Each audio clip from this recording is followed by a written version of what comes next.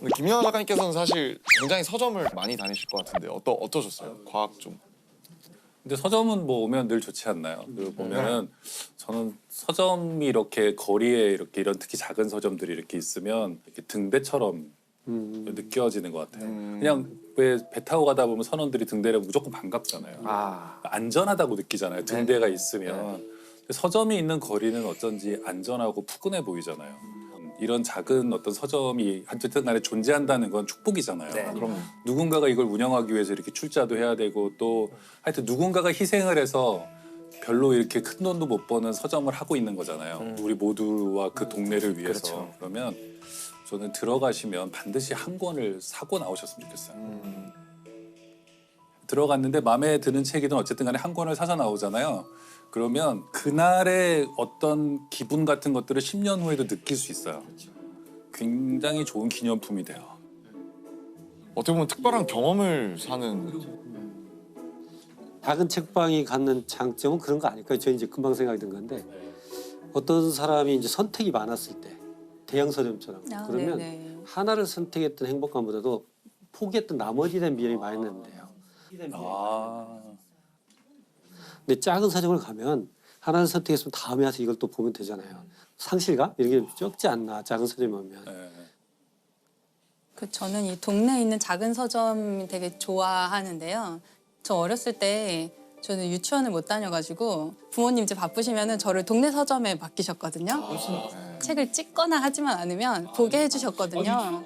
야. 어릴 때 그 서점의 그 서가 아래쪽에 키가 작으니까 서가 아래쪽에 그 기대서 아무 책이나 막 꺼내서 막 보고 그 기억이 있어서 작은 동네 서점에 가면 약간 그런 푸근한 집 같은 느낌이 있고요. 서점이 그래서 아이들하고 가기에 굉장히 좋은 곳이라고 저는 생각을 하는데 그럼요. 네. 근데 이제 저를 돌아와 보면 사실 서점에 가서 그냥 할 일 없이 어릴 때 몇 시간씩 그냥 막 보내고 했었어요. 네. 물론 책을 그때는 돈이 없으니 사지는 못했지만 그렇죠. 아, 이 책을 사면 좋겠다. 저 책을 막 그냥 꺼내서 보면서 이렇게 안에 내용을 후루룩 본 건데도 마치 내 거가 된 것 같은 그런 기분도 많이 느꼈고 그 과정을 통해서 그 책 내용을 알게 되진 않지만 책을 사랑하게 된 것 같아요.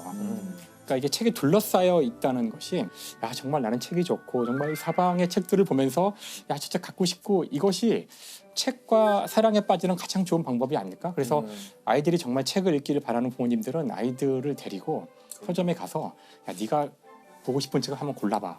이런 경험을 자꾸 시키다 보면 나중엔 아이가 스스로 가서 책을 고르는 날이 올 것이고 진짜 책 안 좋아하고 진짜 책 안 읽는 애들 서점에 데리고 가면 그 5만 가지 책들 중에 네. 마음에 드는 몇 개가 있거든요. 처음에 만화부터 보게 되는데 맞아요. 괜찮아요. 그래도 상관없잖아요. 근데 제가 서점 가면 유심히 봐요. 애들이 있는 공간에 가면 그러면 부모님이 딱 보고 다시 꽂아요. 아 이거 안 돼 하고 이거 말고 다른 거 다른 골라봐. 거. 그거 하지 마라. 네, 그리고 또 애가 또 뭔가를 고르면 또 부모님이 또 보고 왜 이런 저쪽을 여기 보는 말고 게 저쪽 어때? 매대에서 아니면 보자. 그러다가 부모가 못 참고 자기가 그냥 쥐어주고 나오거든요. 그래서 저는 옷도 그렇고 책도 그렇고 아이가 실패하는 경험도 해야 된다고 생각해요. 자기가 샀다가 재미없는 책인 경우도 있고 또 했다가 뭐 자기한테 너무 어려운 책이라는 경험도 하고 그런데 어떤 날은 자기가 샀다가 굉장히 기분이 좋은 거예요. 나한테 딱 맞는 책을 내가 살 수 있었다라는 거 애는 가져오는 거죠. 그 느낌은. 그래서 네, 아랍에미리트라는 아랍에미리트 연합이라는 이게 나라가 돈이 많아서 그런가요? 그렇죠. 그렇겠죠. 네. 일단 자본이 뭐. 네, 거기는 이제 석유로 자본을 많이 가진 나라고 그런데 석유가 한계가 있잖아요. 그렇겠죠. 언젠가는 바닥 날 거란 말이에요. 그러면 석유를 가지고 경제를 부흥시킨 이 나라는 다음 단계를 이제 준비를 미리 해야 대비를 해야 돼요. 그것은 개인 과학자의 차원이 아니라 어쩌면 국가 차원의 네. 미래를 위한 대비일 수도 있겠어요.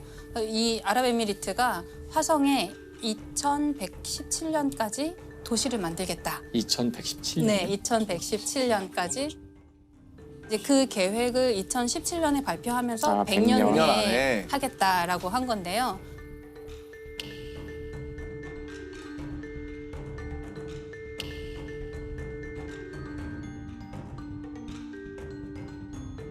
국가 차원에서 굉장히 우주 탐사를 갑자기 막 속도를 엄청 빠르게 진행시키고 있어요. 인공위성을 띄운 지도 사실 얼마 안 된 나라거든요. 그 인공위성 띄울 때 우리나라 기업에서 기술을 되게 많이 전수해줬거든요.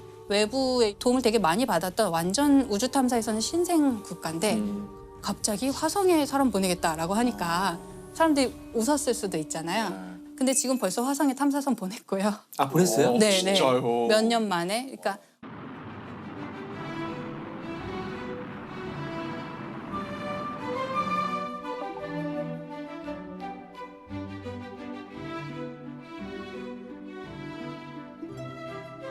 원래는 어떤 한 국가가 열심히 준비를 해서 화성 탐사선 정도 보내려면 한 10몇 년 정도 준비를 해요. 개발 기간. 근데 이 나라는 몇 년 만에 보냈어요. 모든 걸 국산화하겠다 이런 전략이 아니고 외부에서 도움을 받을 수 있는 건 다 받겠다. 받아서. 이런 전략을 좀 선택한 것 같아요. 왜냐하면 여기는 우주 탐사를 잘하는 것도 목표지만 화성에 가야 된다는 실제적인 목표가 있기 때문에 첨단 과학부라는 이제 정부 조직이 있는데 거기 장관이 사라 알 아미리라는 장관님이 장관도 하시고 화성에 간 그 아말 프로젝트의 담당자기도 해요. 그래서 자기가 실제로 공학자기도 하고 교육에도 굉장히 관심을 많이 가져서 화성 탐사, 뭐 우주 탐사 이런 걸 하면서 그거에 대한 내용을 교육에 아이들 학교에서 굉장히 많이 가르치게 바꿨다고 하더라고요. 교육 과정을 바꿔서 우주 탐사가 당연한 거야라고 가르치는 교과서를 네. 배우고 자라는 아이들은 우리랑 세대가 완전히 달라지는 그러겠어요. 사고 방식이 달라지는 거죠. 화성 가겠다, 화성 이주하겠다가 국가의 테마가 된 게 재밌더라고요. 현실적으로 가능할까요? 제 세대에서는 가는 거는 가능도 할 것 같아요. 네. 근데 가서 장기적으로 존재하느냐 그리고 또 가서 번식을 하고 다음 세대까지 살 수 있게 하느냐 그거는 조금 더 먼 미래가 아닐까 싶은데요. 되게 재밌는 게 그거를 우리나라 외교부에서 연구를 한 적이 있어요. 그래요? 네. 근데 왜 외교부죠, 근데? 그게? 그 되게 중요한 지적이신데요. 오, 왜 외교부에서 이제 전문가에게 연구 용역을 준 거예요. 어떤 연구를 하냐면 예를 들어서 한 100년 정도 후 뭐 화성에 사람이 살 수 있고 오래 거주할 수 있는 환경이 된다고 치면 그때의 정치, 국제사회 관계, 지구와 화성 사회의 관계는 어떠할까? 화성을 정치적인 어떤 국제 관계로서 보는 거군요. 네, 가면 네. 외교부 직원이 파견 나가야 되는 거죠. 그럴 수도 있죠. 투표권을 줘야 되는지. 그렇죠. 그리고 화성에 오래 생존을 하고 있으면 이 사람들이 자치권을 요구할 수도 있죠. 우리 더 이상 뭐 한국 사람 안 하고 우리 나라 세울 거야 이럴 수도 있고. 그러니까 지금은 우주 공간에 있는 것은 다 평화적으로 사용해야 되고 누가 개인이나 어떤 국가가 소유할 수 없어요.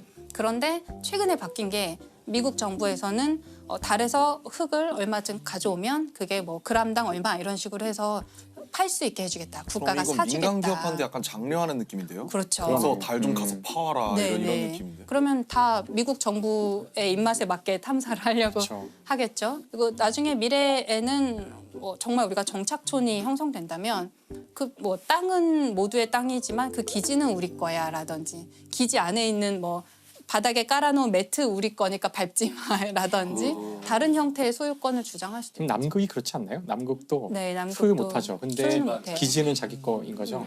저런 화성도 만약에 여러 정착촌이 여러 나라 정착촌이 있다면 결국에는 우리 여기서 일어나는 일은 지구까지 보고하는데 몇 년 걸리고 우리끼리 해결하는 뭔가를 만들자 하고 분명히 있을 문제는 지구에 자꾸 뭔가 시킬 거거든요. 네. 야 너네 뭐 좀 채취해서 보내. 뭐 좀 하는데 정작 화성에 있는 사람들이 그걸 하려면 우주복 입고 나가갖고 너무 힘들고 막 이런데 이거 언제까지 우리가 이거 지금 계속 받아야 되지? 이런 순간이 올 거라고 생각해요. 독립하겠죠. 네, 독립하자. 이거 연락 끊자. 손절.